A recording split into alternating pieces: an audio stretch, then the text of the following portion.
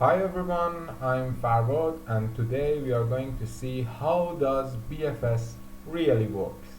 And by saying really, I mean how does it really traverse. The traverse is really important. How does it traverse? And also show the path itself. In most of the codes that are available online, they don't show the path itself. They just say, is there any path between two nodes or not? But we are going to see the path itself in this video too. So as I said, BFS is an algorithm for finding a path between two nodes in a matrix or in a graph. We are going to solve it for a matrix in this video because a graph is also can be modeled to a matrix. So let's see how does it really traverse. Assume that this is our starting point in our matrix. It will traverse first, it will traverse to the nodes that have a Manhattan distance equal to 1. What is a Manhattan distance? It's simple. Absolute value of delta of our x plus absolute value of delta our y's. What does this mean? It means these houses, these nodes. The Manhattan distance to these nodes is equal to 1. What does it mean? It means that we can go to that node with just one move. When it finishes traversing these nodes, then second it will check the nodes that have Manhattan distance equal to 2. What does it mean? It means 1 to here, 1 to here, 1 to here, here, and also 1 2 here. We can reach here by 2 moves. 1 2. We can go just up and down and right and left. We cannot go like this. Okay, so 1 2. The BFS checks these points in second iteration. 1 2 1 2. If it didn't find the destination node, then it will traverse for the nodes that have Manhattan distance equal to 3. It means that we can get to that node with 3 moves. 1 2 3 here, 1 2 3 here. It is also acceptable. 1 2 3. It is also acceptable. 1 2 3. It is also acceptable. 1 2 3. Acceptable. And like this. 1 2 3. 1 2 3. 1 2 3. 1 2 3. 1 2 3. All of the distances from these nodes to our position is 3. And like this. These are the cells that BFS checks in the third iteration, in the third checking, if it didn't find the satisfying node in previous searches. So that's how it's traversed. Let's implement the code, and I will say necessary things on the way. Okay, I have already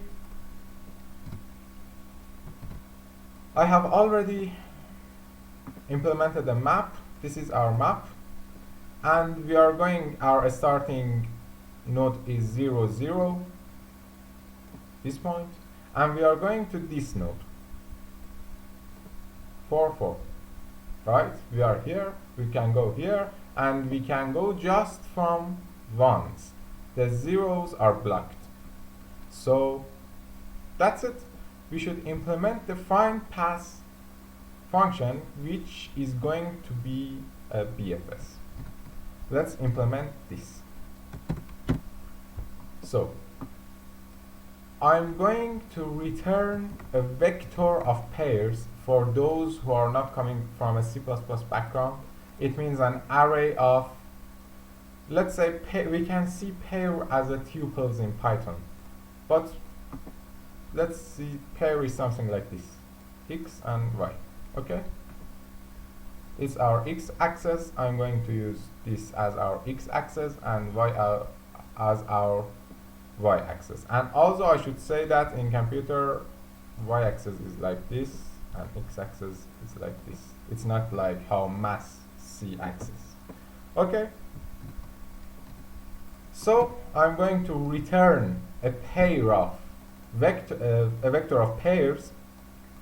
It means an array of pairs which contains my path from a starting node to my ending node. Let's call it find path. I'm going to keep it abstract so you can use it anywhere else.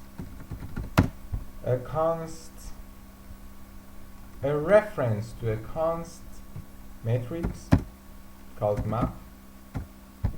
I'm call this by reference because I'm not going to copy a 2D vector if my map is really huge. So I'm going to keep the performance really great. And also because of principle of pulp, which C++ people love it, principle of least privilege, I'm going to keep it const because we are not going to change anything in our map. So you know why I'm calling this by reference. Secondly, I want my starting position. Again, it's going to be a const pair of integers. I'm going to call this by reference to starting. And finally,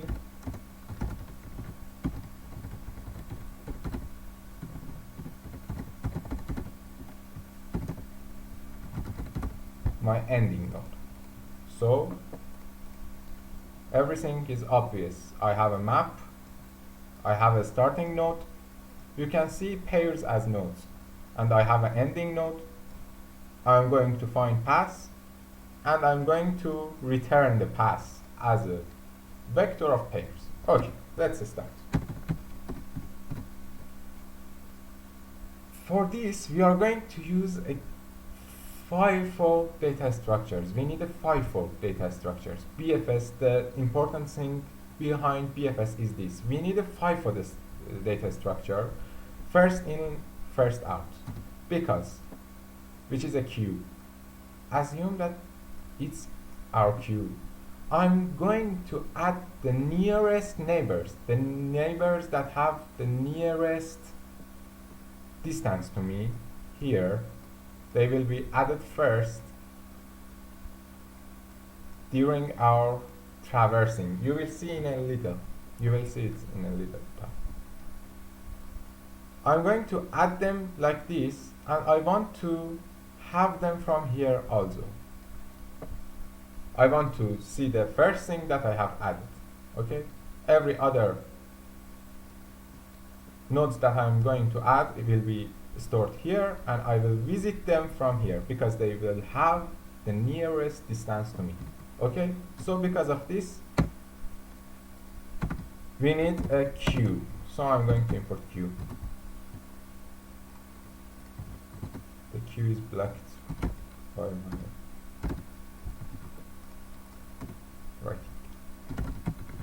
std queue of pairs.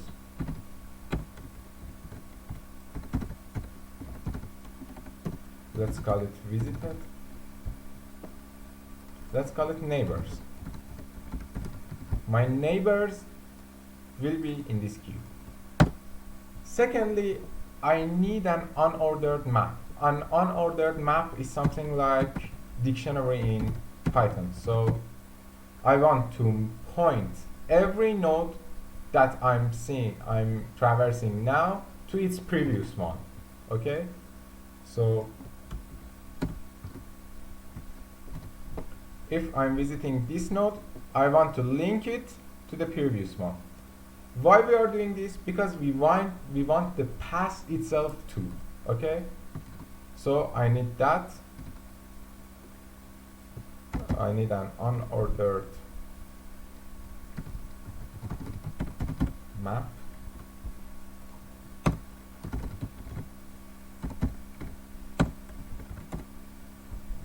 from a pair, which is my previous node, to a pair, which is my current node.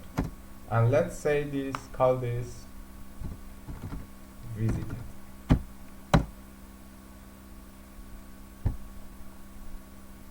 Lastly,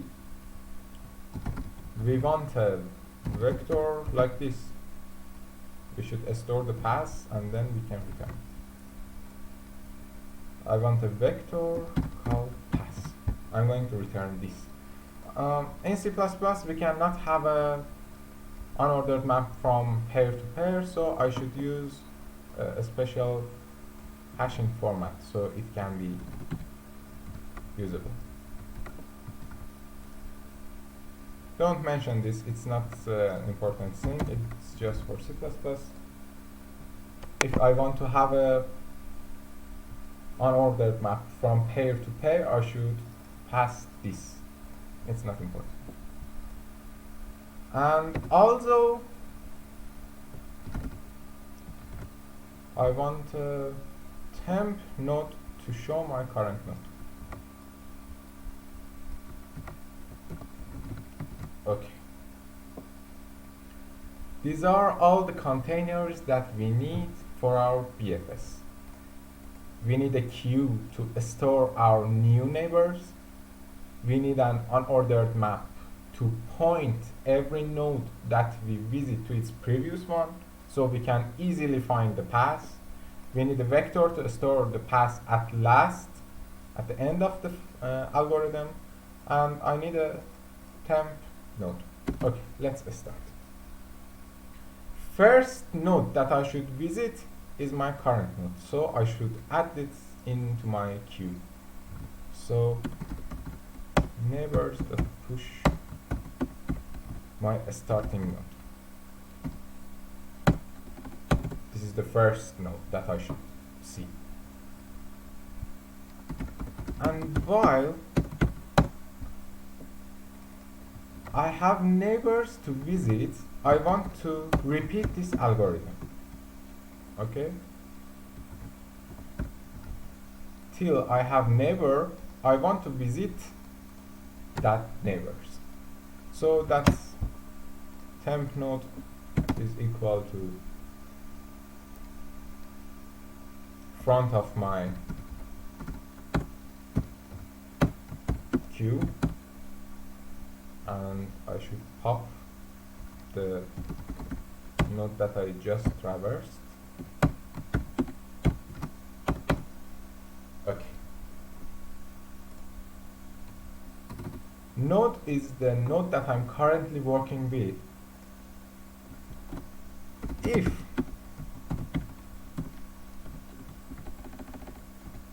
node is equal to ending,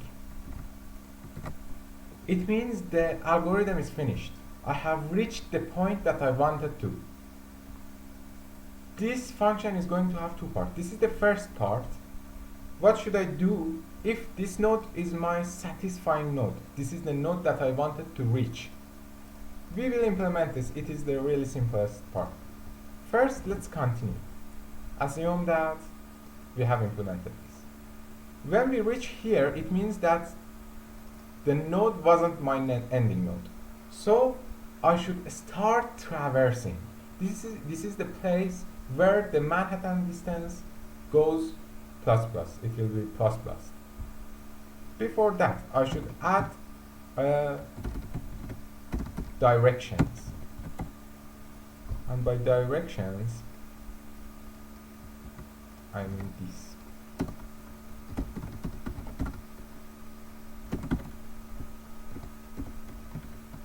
-1 and 0. I will tell what are these. 1 and 0. 0 and 1, 0 and minus 1. These are the 4 directions that I can go, and we can make this constant too. Minus 1, assume that we are here.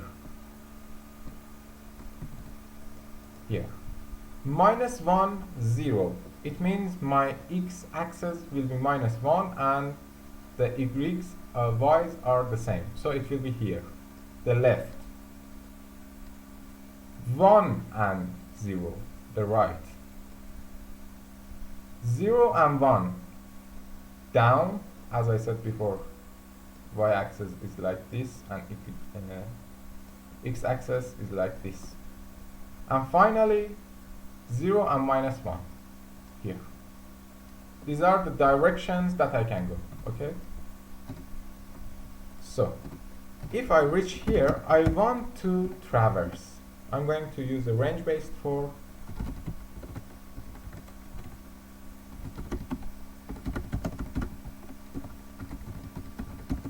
direction, I'll call it direction.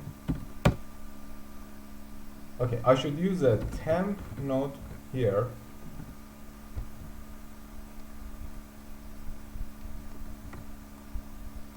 And I will call it neighbor. This node is my neighbor node to this node, to my node variable. And I will initialize it like this. Direction that first, which means x's plus my current node x's and direction that second plus node that second. I created my new neighbor. So what should I do now? I should check for some conditions. The first one, if x-axis get negative, so I should pass. Here I should write continue. I should not continue my for loop. I should pass one direction, okay? Neighbor that first, also it's true for neighbor that second.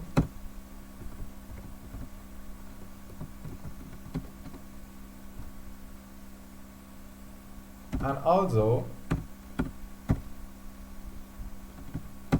if it's bigger or equal to my map size, because it will be out of the map, so it's some obvious things. Look, I cannot have a negative index in my array, so I should pass it. And also I cannot have an index bigger or equal to the size of my array. Okay? It's obvious. That's what are we doing.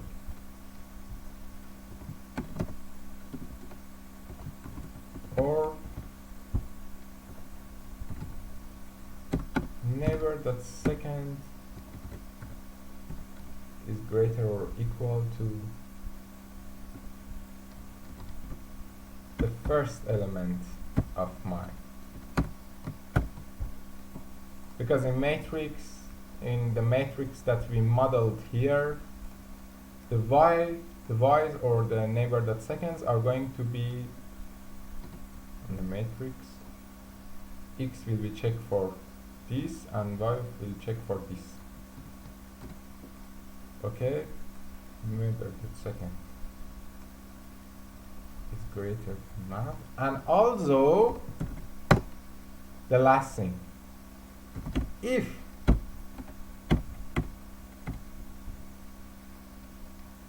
that node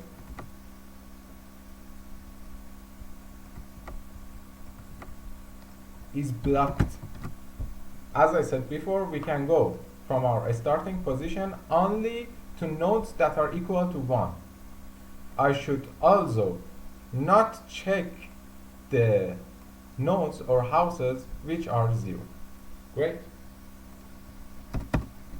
The second thing that I should check is if I have already visited the node or not. Assume that I'm coming here, I'm in this position, I'm in this one, and I have already visited this point. I should not again check the visited points too, because it's something, let's say, silly. If so, I've stored my visited nodes here. If visited, that's fine. The new neighbor was not equal to the ending iterator. So it means we have already visited. I should not check this too. Okay, this is something related to security. If we want to check if a node is available in our unordered map, we should check like this. And if I reached here, it means this is a node that is not zero, that is not out of the map. I have never visited it, and I should visit it now. So I'm going to push it to my neighbors. Neighbors.push a new neighbor. And also I should link this new neighbor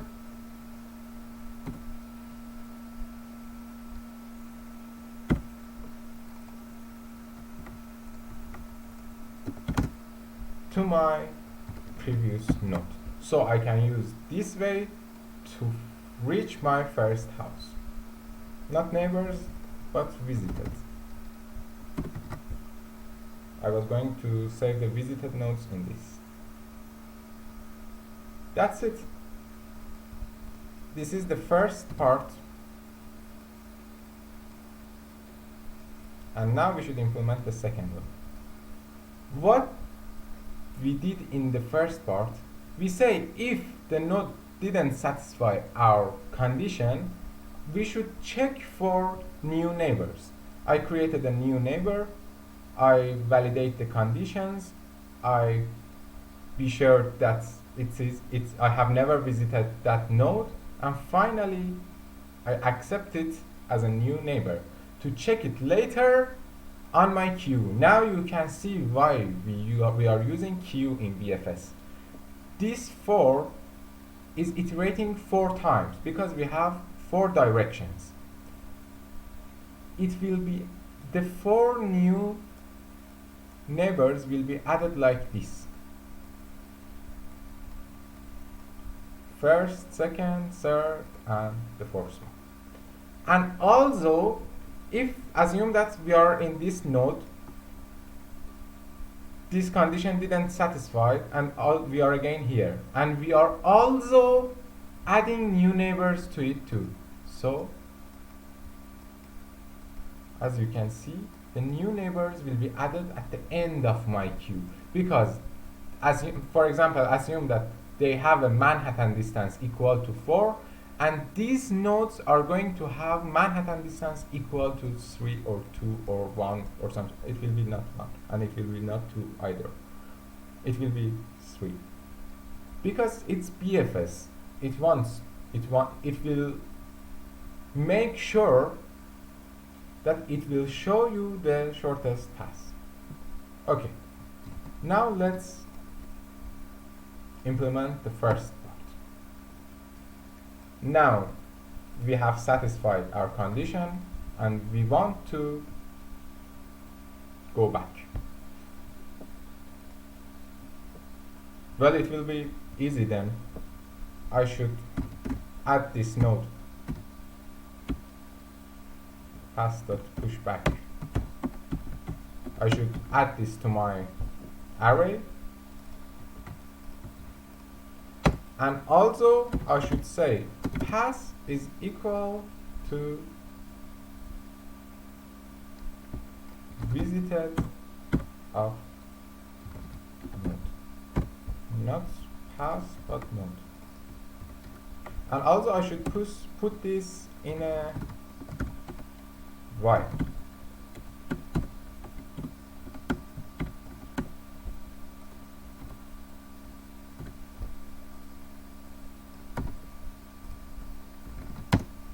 while node is not equal to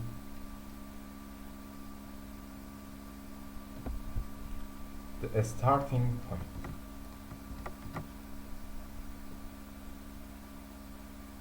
Right? If we reached here, it means we have the path from the ending node to our starting node in reverse order. Why in reverse order? Because we saved it like this. We did this because I was going to use pushback. Pushback has a time complexity of O1. It's constant. Because of this, I use this method, so the performance will be really, really high. At the end, I should just reverse that vector. So I'm going to include algorithm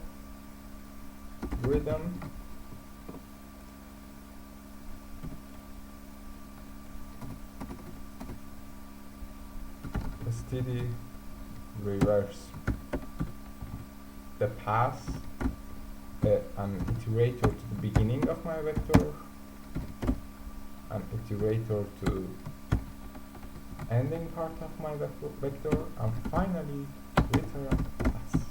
That's it. This was the BFS algorithm.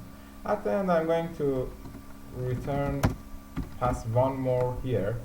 If the BFS didn't find any path, it means if we don't have any path from this node to this node, then it will return nothing. It will return a vector which has a size equal to 0. Looks great. Let's check it.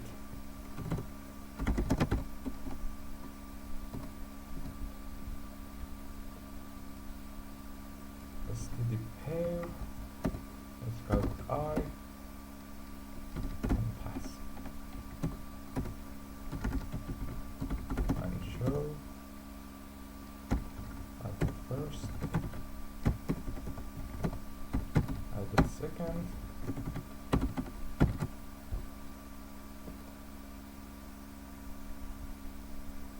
Great.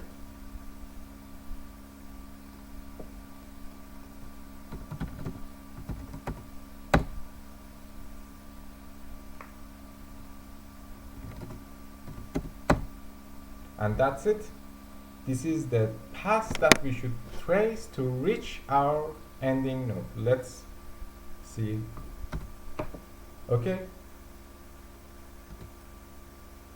I call the function like this. I send the map, I send the starting point, and I send the ending point.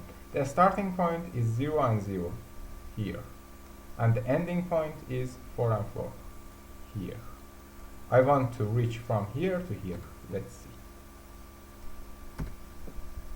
First, I should reach 1 and 0 here. Second, I should check 1 and 1. 2 and 1. 2 and 2. 3 and 2. 3 and 3. 4 and 3, and finally I will reach my ending node. And if I change the map like this, assume that I will make this 0, then there is no path from here to here, because it's 0, and I cannot go on a diagonal, so it should print nothing. Let's check that too.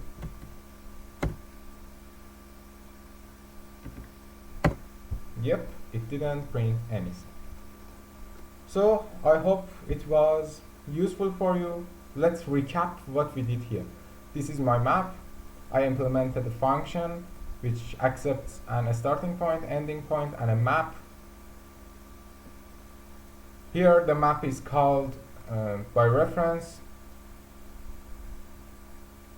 I'm saying this because it's important. If you are doing this in competitions, I learned this algorithm during an AI related competition, so be sure to do something like this.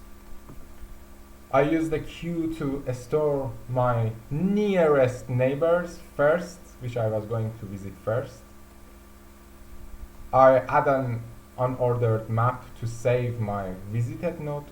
I added a vector to save my path, and finally my temporary node. I pushed my starting node. I repeated the algorithm till I have neighbors to visit. If the node is equal to if the node is satisfying my needs, then I push back the node and change the node with its previous node, and do this till I reach my starting node. Reverse it and return it. And if I didn't find the ending node, so I started traversing. Directions are left, up, down, and right. I created a new node. I checked for conditions. I checked that I have not visited it yet. And if none of those happens, I will accept it as a new node. And that's it. Also, you can find the code here. I will use this code in an AI related competition. You can find the code here. We use BFS for traversing. You can find the code here. I will put the links in description. As you can see, we are using BFS. It's exactly what we used there. It has some special things because we were in competition. These have some special meaning. It's not BFS related things, but as you can see, you can use it almost very great. And I should add one more thing, that here we are not checking for these conditions because in the competition our matrix was mirrored. It means we can see this node from here, and also we can see this node from here. So as you can see, you can implement it easily. If you really understand how does it traverse, you can easily implement these kind of things to it. Also, you can see how BFS works. All of the ants that you can see here, all of them are using BFS. I will put this link also if you want to see. You can see they are using BFS to reach the ending point and the starting point, which is their base. And if BFS didn't satisfy your need, which you should really think about it, you could also use some algorithms like A star and Digex. That's it. I hope you enjoyed it and have fun.